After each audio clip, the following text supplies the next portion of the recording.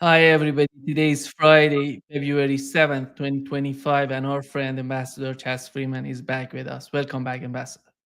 Glad to be with you.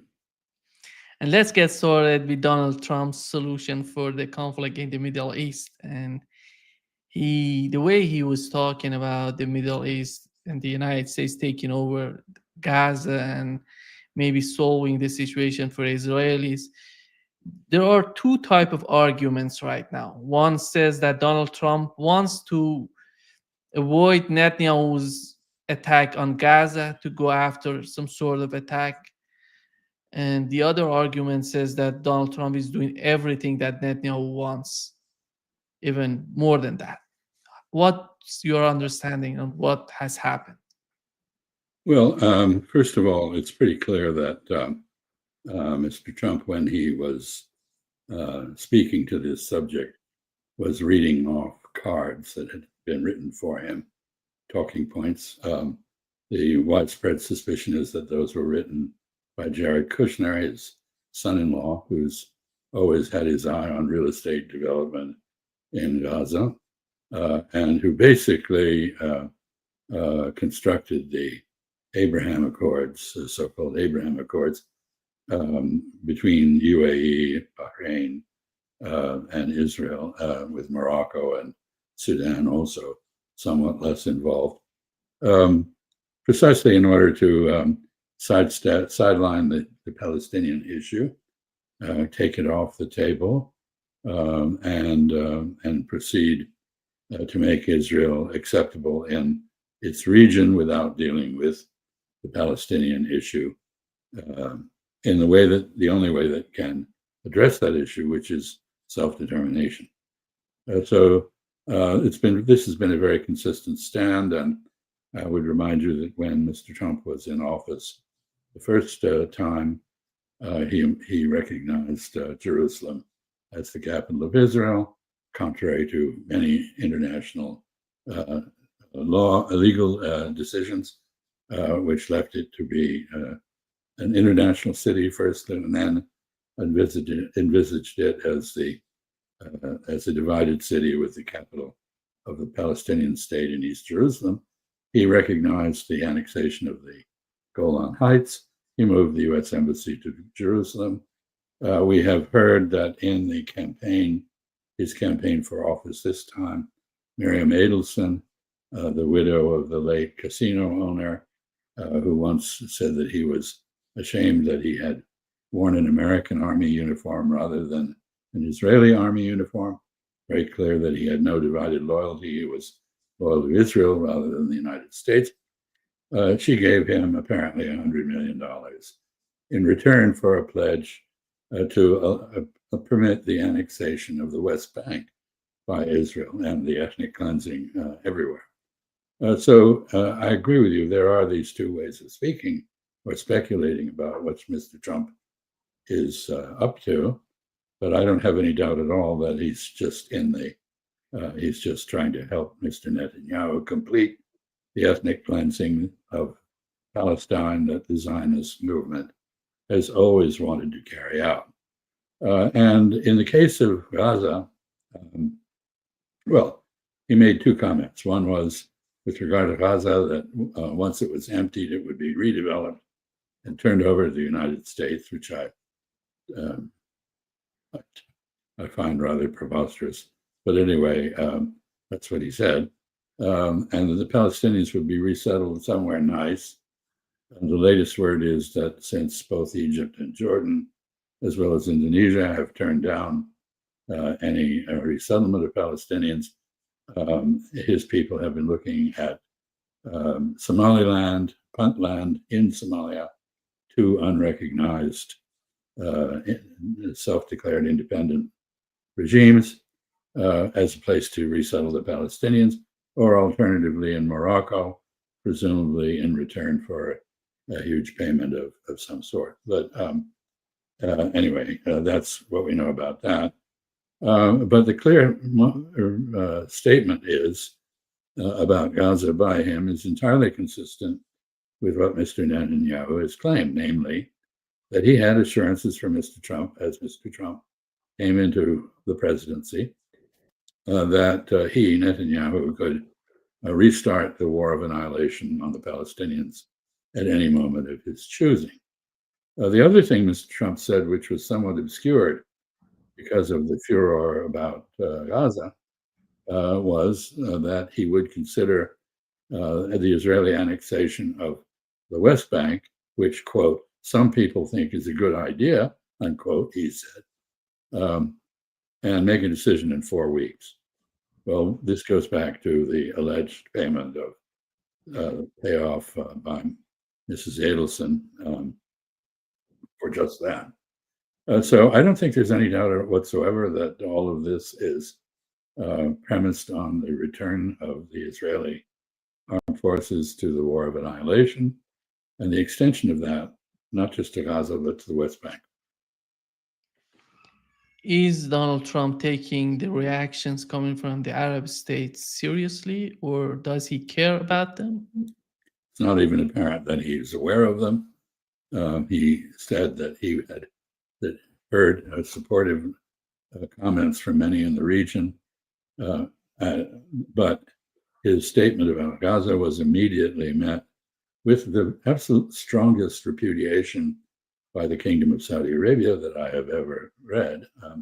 Usually the Saudis are very careful and cautious and a bit mealy-mouthed in their statements. This was absolutely forthright. There will be no normalization with Israel until there is a Palestinian state with its capital in East Jerusalem, which is not in prospect.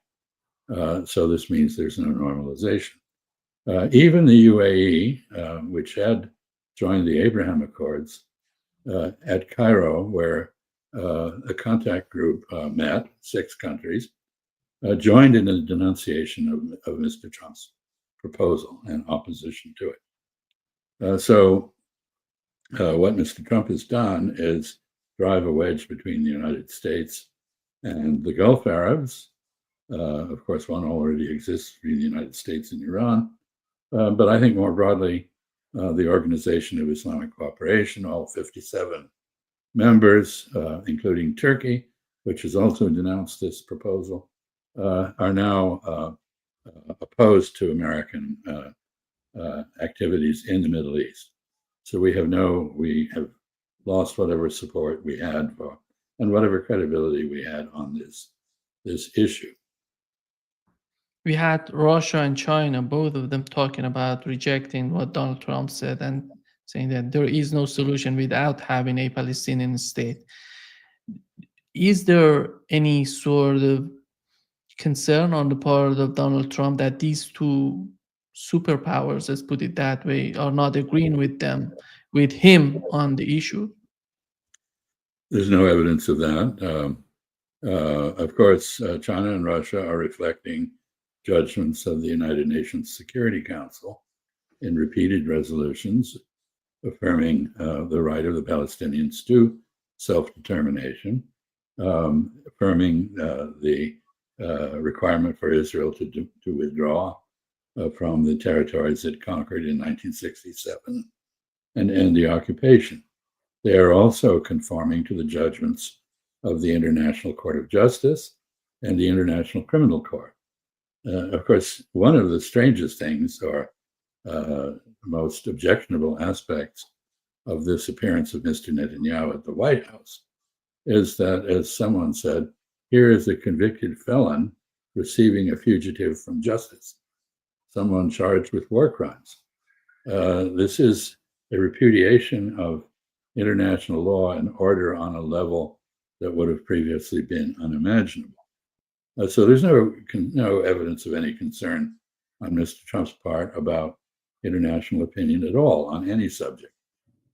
He came into office and immediately raised a series of issues on mostly spurious grounds, charging that the Panama Canal is operated by the Chinese military, which is absolutely not true, and demanding the return of the canal to the United States, which left the canal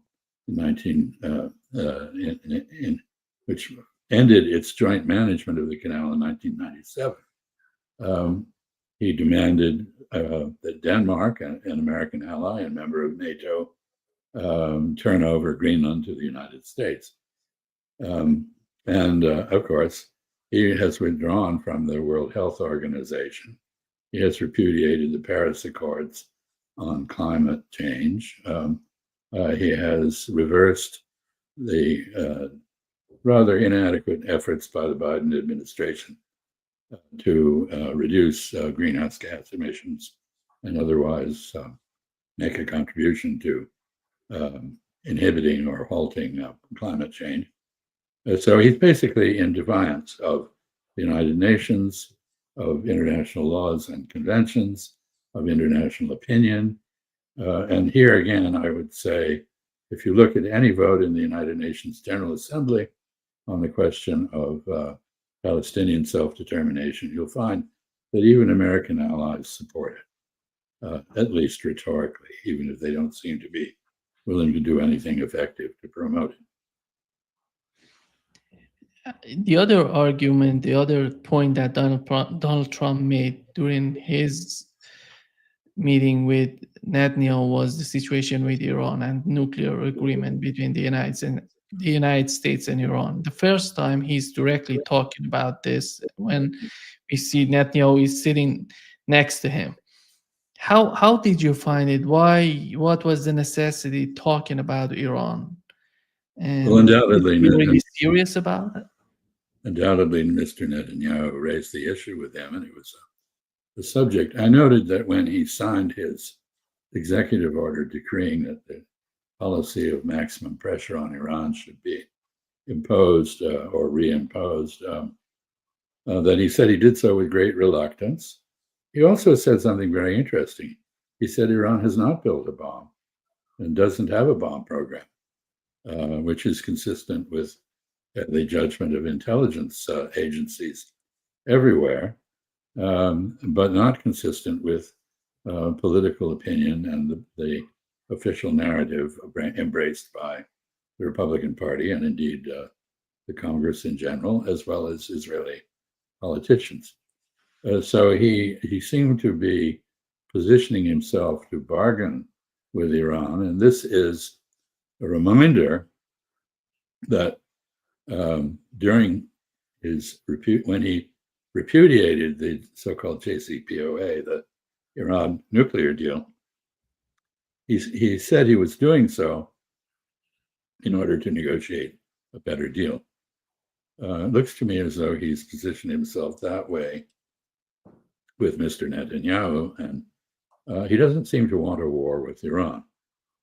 He's perfectly happy, apparently, with the resumption of the genocide in Gaza and its extension to the West Bank. And there, just to return briefly to that subject, I think it was very significant, perhaps, that he thinks there are only 1.7 million Palestinians left to be moved out of Gaza. That suggests that 500,000 have been murdered.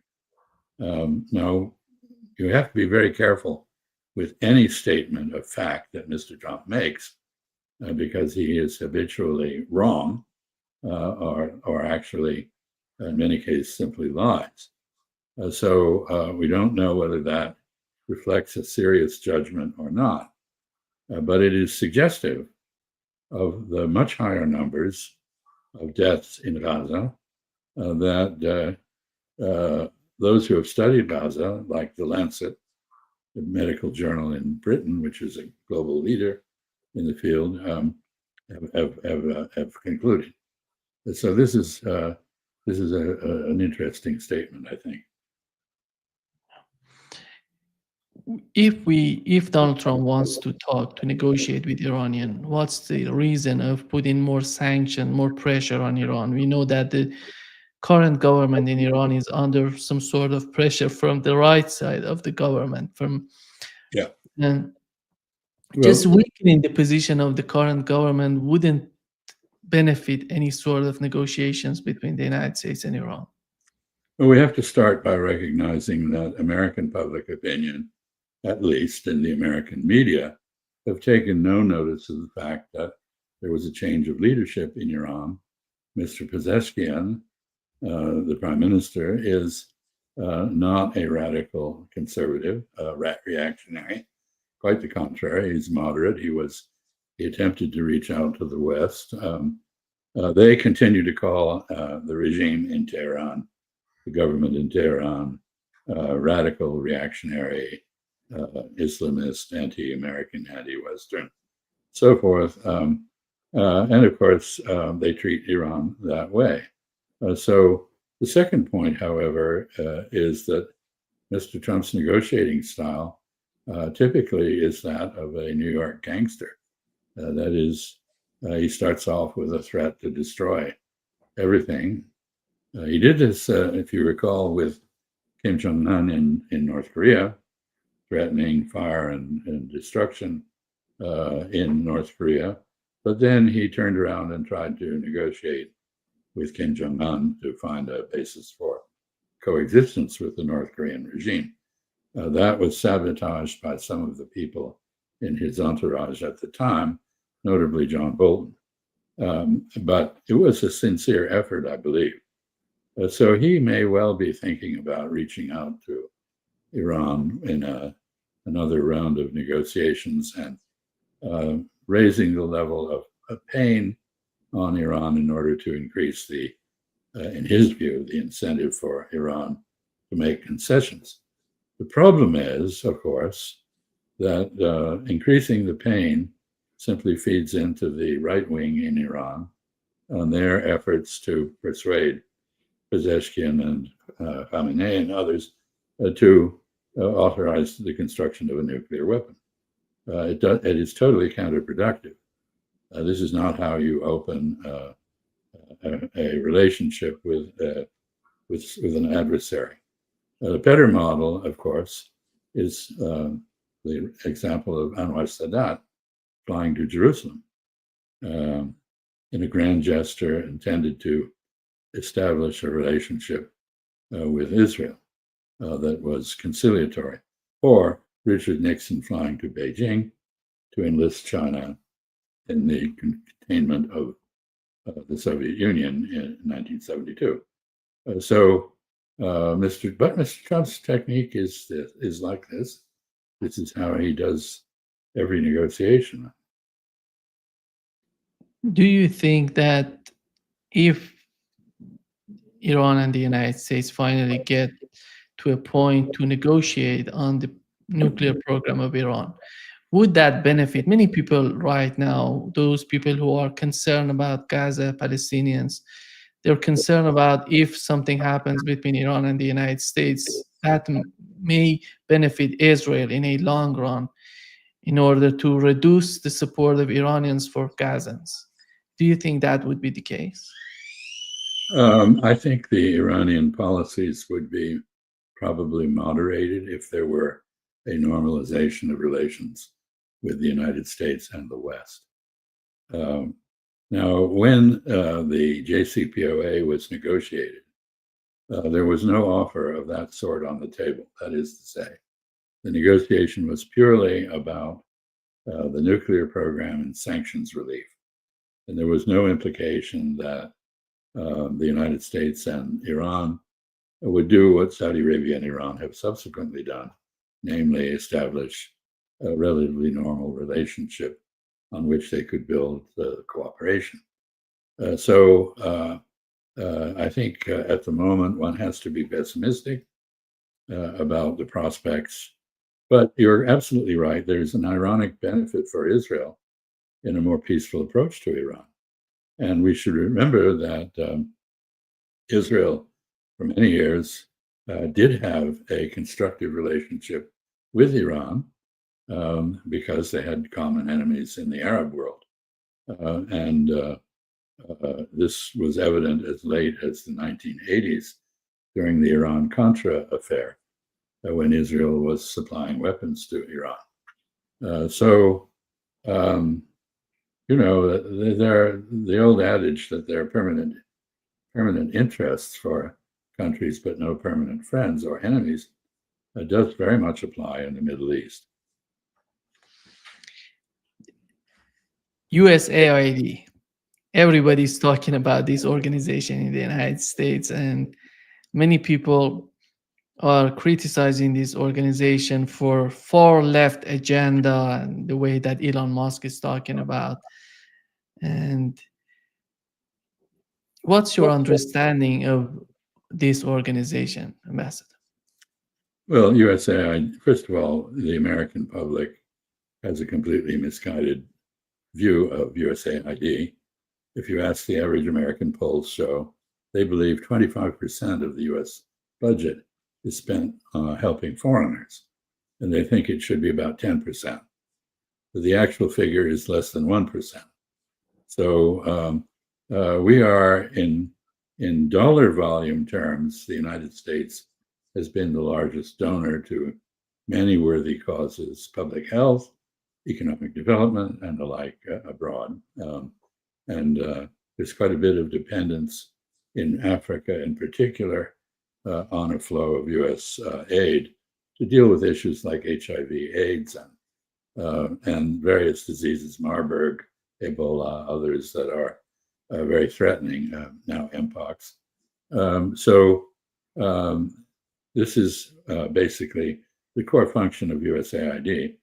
The justification for this is that developing foreign economies, creating prosperity, improving public health systems, and the like, is to the benefit of the United States because it builds markets for American goods and services. It builds good relations with countries that have a cooperation with the USAID. And of course, it protects the United States and others against the spread of disease, or in the case of Central America, migration, because improving conditions in Central America would greatly reduce the imperative of people to leave it in a desperate attempt to enter the United States. So these are all worthy causes. What the White House did was list 12 apparently ridiculous USAID projects. The Washington Post now reports that 11 of those charges are completely baseless and false. And in fact, some of them date to many years ago. Others were programs run by the Department of State, not by USAID. Basically, this is the right-wing case against USAID, that it's giving away money for foolish or objectionable causes. Of course, this is bound up with the American rights campaign against reproductive rights for women, against abortion, and so forth and so on. Actually, the selection of USAID as the first agency to be axed by Elon Musk and his DOGE enterprise, about which I'll say something in a minute. This is actually politically very smart because of the fantasy that the American public have about it, the misunderstanding of it, and the negative impression of it generally. It's also, I should say, the case that USAID appropriations, money appropriated to USAID, has been the basis for the ideological intervention of the United States abroad. So money for the National Endowment of Democracy comes through USAID. And we know, for example, in the case of the recent elections in Georgia, that several $100 million was spent by the National Endowment for Democracy through contractors to skew the election in favor of NATO and the West. This is objectionable to those on the right who don't think the United States should be involved in this business. And it is these are projects which are dear to the heart of the left in the United States, and therefore attacking them makes political sense to the Republicans. So this is a very complicated question. The attack on USAID is, however, being carried out in much the manner that the Chinese Red Guards attacked the Chinese government during the Cultural Revolution. They're direct parallels. DOGE is composed of people who have not been vetted or confirmed by any process in the U.S. government. They have forced their way into secure areas where secrets are kept and demanded access to secrets despite not having been cleared to receive them. I suspect that many foreign intelligence services are now concerned about the fact that there is a breakdown in law, order, and security in the United States. I note that they have given an offer, which is not actually a real offer in my view, to everyone in the CIA to retire immediately and get paid through the end of September. So they've done this to the whole government, basically. On what authority? Congress has so far not approved a budget except through March. So they have no authority to make promises beyond March, but they're doing so. They are arrogating to themselves the authority of the United States Congress. And the Congress is, to its great discredit, still asleep at the switch and defaulting on its primary function. The Republicans seem to be part of a Trump cult that goes along with whatever the great leader decrees, and the Democrats are in a state of shock and ineffectual in their opposition to this. Opposition is mounting. The latest polls show that Mr. Musk's efforts, which had support in the high 40% level prior to his actually undertaking these efforts, is now down in the 25 or so percent level and falling. So there's a mounting wave of disapproval of this completely unconstitutional and illegal way of addressing budget priorities in the United States. And I guess I should end by saying that Mike Johnson, who is the Speaker of the House of Representatives, has defended this because he says the executive has a right to evaluate the effectiveness of programs. He's absolutely right about that. But what is going on is not the evaluation of programs. It is the abolition of agencies and the firing of vast numbers of people who are patriots. And I can say myself, I joined the Foreign Service of the United States at a time when I could have made 4 times as much money if I had gone into law practice as I could have. I did it because I wanted to serve my country. I stayed in it because I wanted to serve my country. The people that are being fired are there because they want to serve the country. They will probably find much better paying jobs in the private sector, but the United States is losing influence as a result of this. And so I would conclude by saying that the United States was the largest single donor of many worthy causes. This got us influence all over the world. And poof, that's gone. That's gone. 10,000 USAID employees are to be reduced to 269. You can't run these programs with that kind of level of supervision. Yeah, the criticize going to USAID is one of them here is the clip that Joe Biden is talking about the link between USAID and Ukraine. Here is what he said, Ambassador.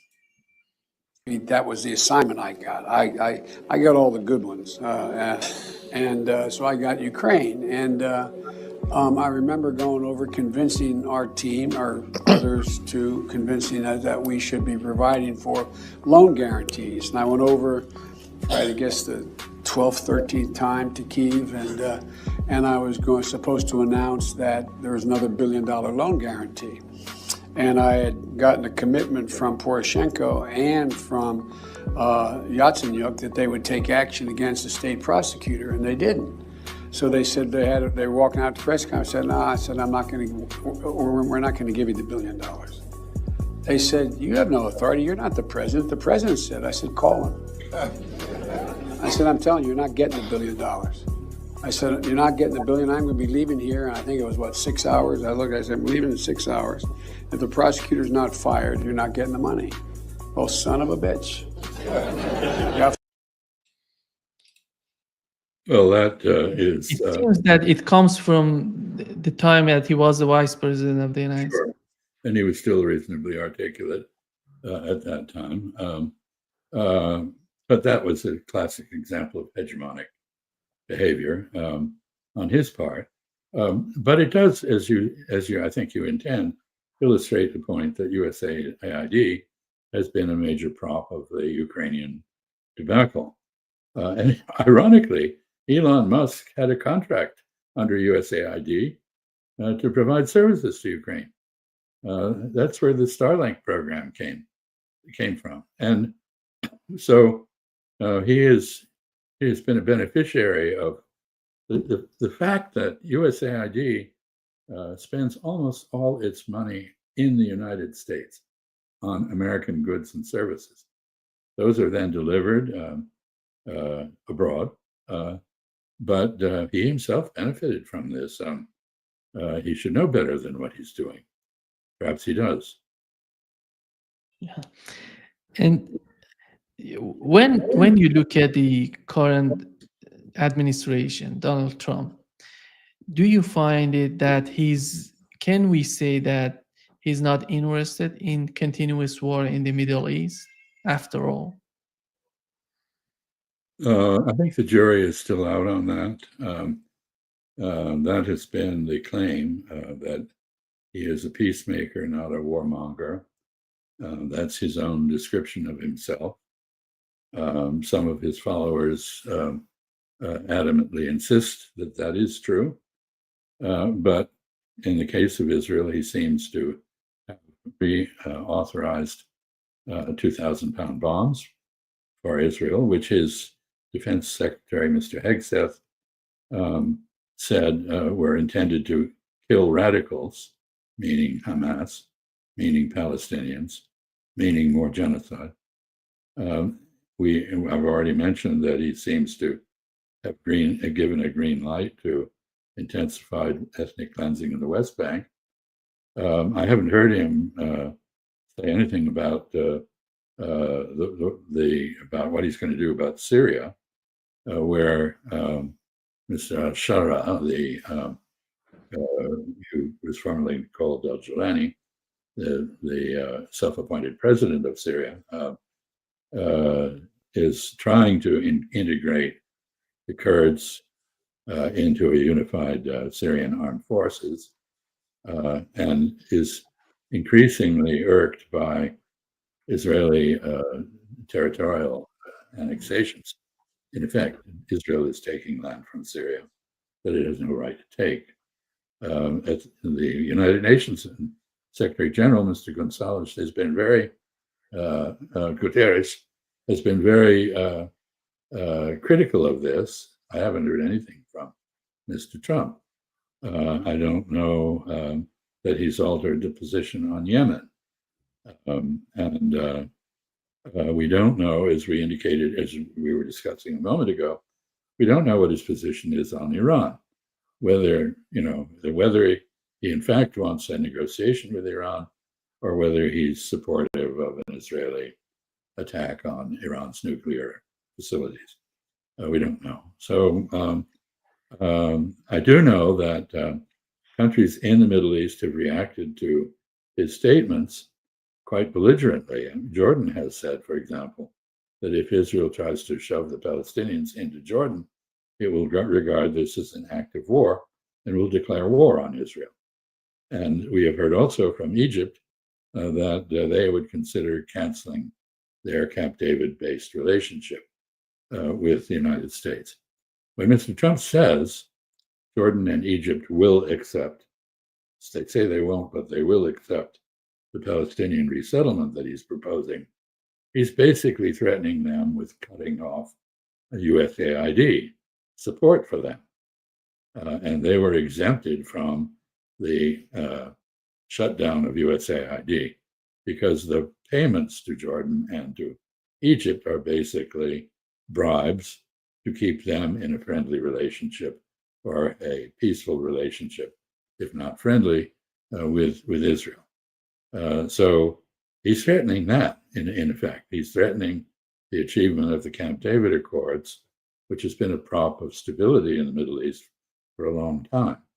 He's also, with what he said, he's further alienated Turkey, which is a Muslim country that aspires to leadership in the Islamic world and in West Asia generally, and which is now heavily engaged with Syria, establishing 2 bases in Syria in which to train the newly formed joint armed forces of the so-called ex-jihadi government in Damascus, which now in effect has a border with Israel militarily, and which is intent on bashing the Kurds in the Syrian northeast, which risks a conflict with the United States troops that are there illegally, that Mr. Trump once tried to pull out and failed to pull out, which Mr. Biden increased as he left office, and which are still there. So we don't know. Of course, it's only 3 weeks into the new administration.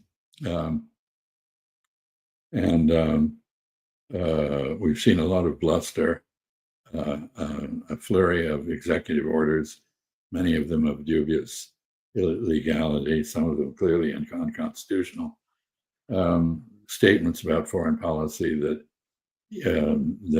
come right out of the Heritage Foundation Project 2025 book, which Mr. Trump said when he was running for office he didn't know anything about. But a large number of the executive orders are directly out of the book. So we don't know at this point. What we do know is that his characteristic style is to open any discussion with a threat. And we have had many threats.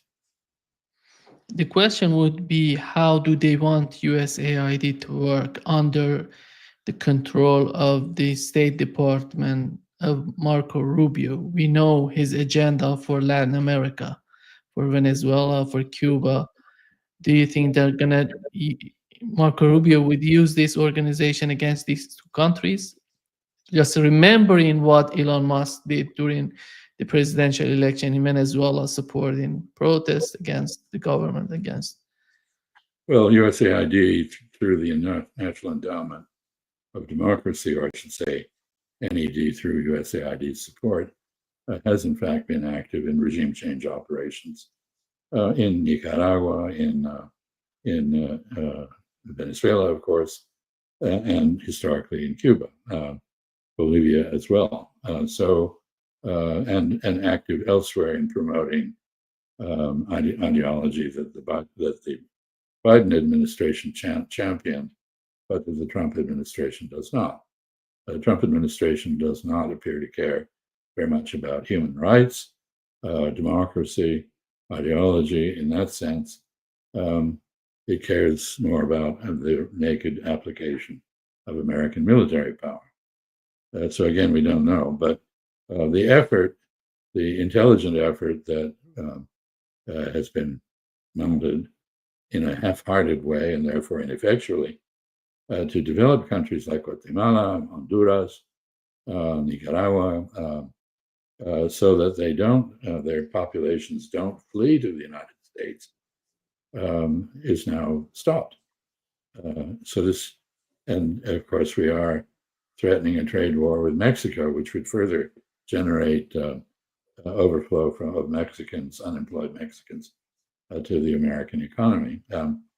And of course, in the case of Cuba, the embargo and the effort to strangle the Cuban economy accounts for Cuban migration to the United States, which is favored politically, but which is equally problematic. A lot of it has been taking place illegally over the U.S.-Mexican border recently. So these policies are going to be very counterproductive, in my view. They will increase the very problems that Mr. Trump claimed he was elected to resolve.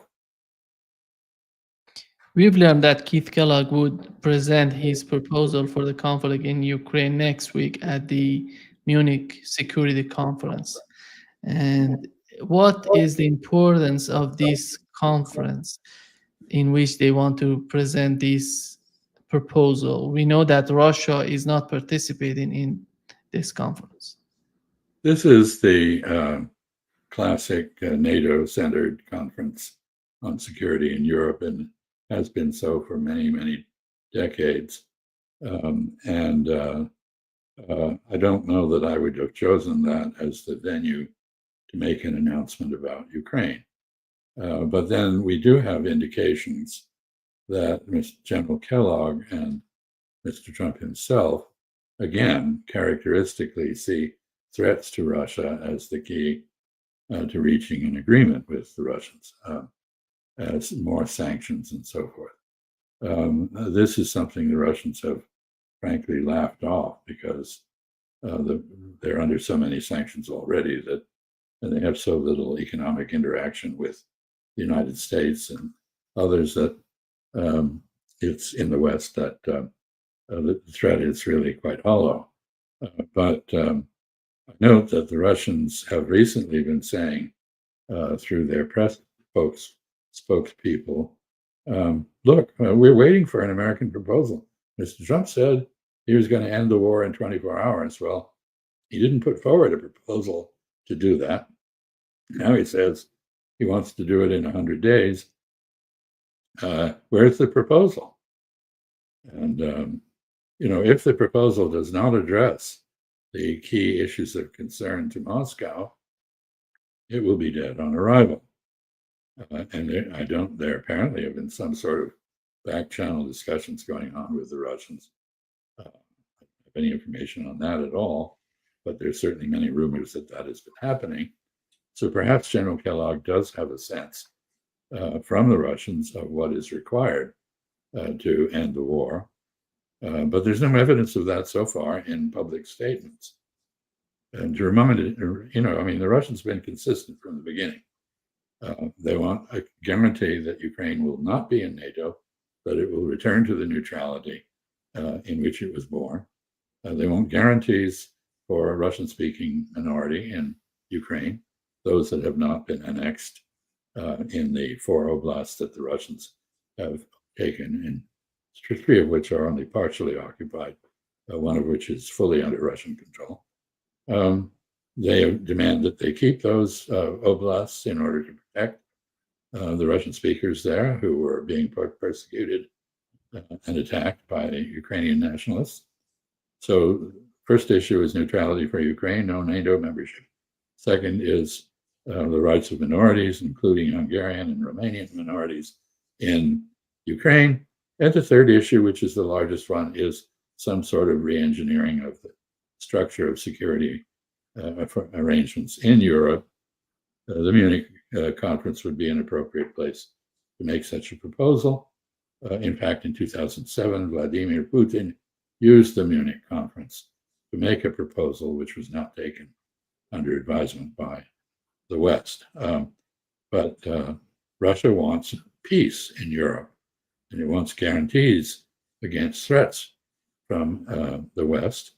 And the West, of course, should want guarantees against threats from Russia.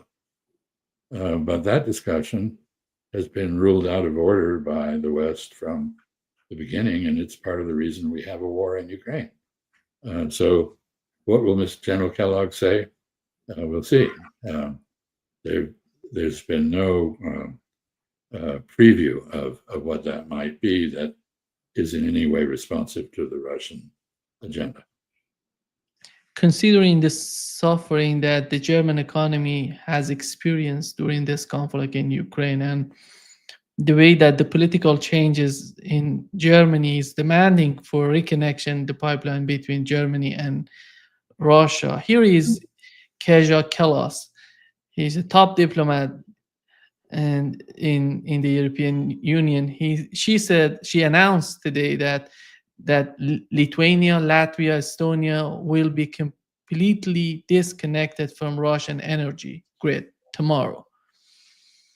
Here is the question: why are they doing this right now with the current situation? They know Donald Trump wants to put an end to the conflict. They know what's going on in Germany and in Europe, and they're doing this.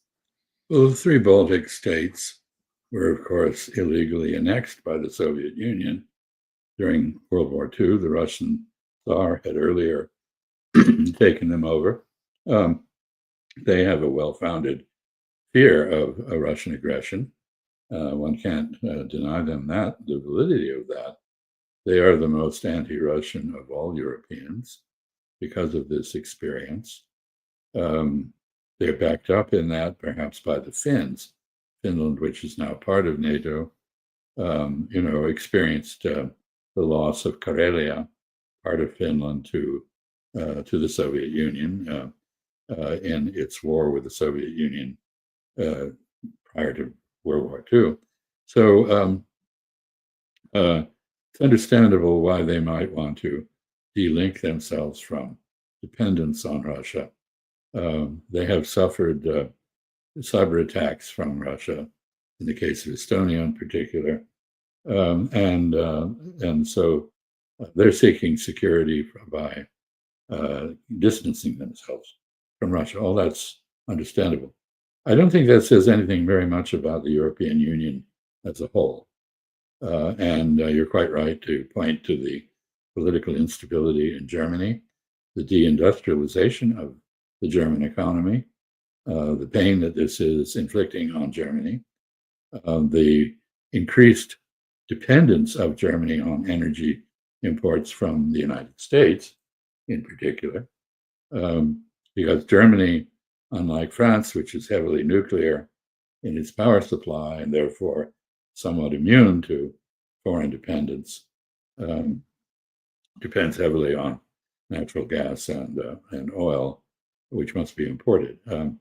So we have an election coming up in Germany very shortly, and we will see what that produces. It's quite confusing. There are differing evaluations of what's happening, but the German right, which favors some kind of more relaxed, restrained relationship with Russia, is a major factor in those elections. Here, too, I would say it's very interesting. Russia has never objected to the idea of Ukraine joining the European Union. I think there are probably two reasons for that. One is that for Ukraine to join the European Union would fundamentally transform Ukraine. It would require a cure for Ukrainian corruption. It would require a more democratic system.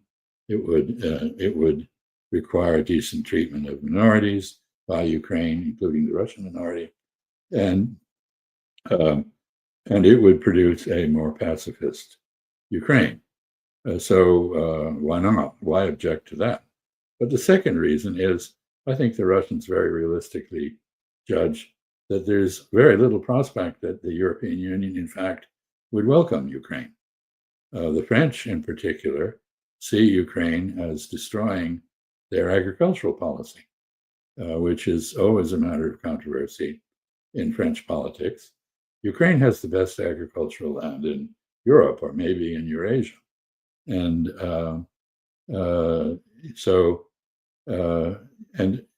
there are other issues. Poland and Ukraine have a historically very strained relationship, having to do with the murder of Poles, massacre of 150,000 Poles by the political predecessors of the current government in Kyiv, Stepan Bandera and company, who were allied with the German Nazis, and who also killed 250,000 Jews. So this is not a history that endears Ukrainians to Poles. And Poland also is harboring a couple of million Ukrainian refugees who probably never are going back to Ukraine. So this is a problem too. So untangling the Ukraine war is going to be very complicated. I hope General Kellogg has a viable proposal for doing that. But I'm sure I'm sure the Russians are going to drive a very, very hard bargain because they have all the leverage. The military situation favors them. There may be a movement or two from time to time by the Ukrainians to question that, but Ukraine is falling back and the Russians are advancing. And if the war goes on, Ukraine will lose still more territory, possibly even Odessa and its entire Black Sea coast, leaving it landlocked and much reduced in territory. As well as, I should say, Ukraine's heavy industry was in the Donetsk eastern part of Ukraine. Its best agricultural land is also in the east.